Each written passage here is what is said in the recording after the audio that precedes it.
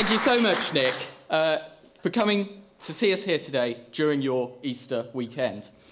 Now, I don't think any of us here really dreamt on that day last year that we would now be in government and in a position to implement the radical and permanent political and electoral reform of the type that's before us. But that's exactly where we are. And Nick, as Deputy Prime Minister, is personally responsible for leading in government on the reform that our party has long championed. Now, in a few minutes, we will hear from Nick on the latest news on the campaign. But I also want to welcome Norman Lamb here. Norman will say a few words later on, and thank you for being here with us, Norman. Now, Norman and Nick both share something that I do not. They both have huge five-figure majorities in their constituencies. Now, Liberal Democrats don't have safe seats in the same way that the other two main parties do. But if there was such a thing as a safe Lib Dem seat, then North Norfolk and Sheffield Hallam must be pretty much as close as we can get. However, my seat, Norwich South, is about as marginal as we can get. And in winning with a small majority, I also won with a very low share of the vote. I won with just 29% of the votes cast last May. Now, nothing could ever take away from the enormous sense of pride that I have in representing my community in Westminster. But the system that put me here just isn't right.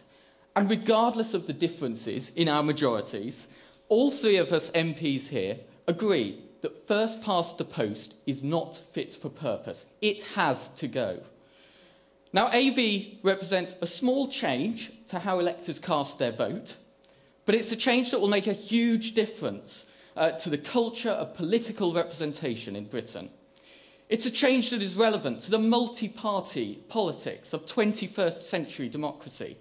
Long gone are the days of two options on the ballot paper, Labour or Conservative. Today it's common to have 6, 7 or even more parties on the ballot paper.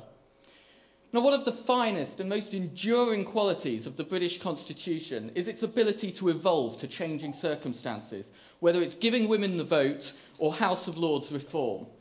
And in the 21st century, one of the hallmarks of how we live our lives is our ability to choose. Choice is everywhere, whether it's how we do our shopping, what we watch on television, or where we go on holidays. And in all these cases, if we can't have our first choice, then we opt for our second choice. The fact is, there are more choices that we make every day of our lives today than have ever been available to us in the past.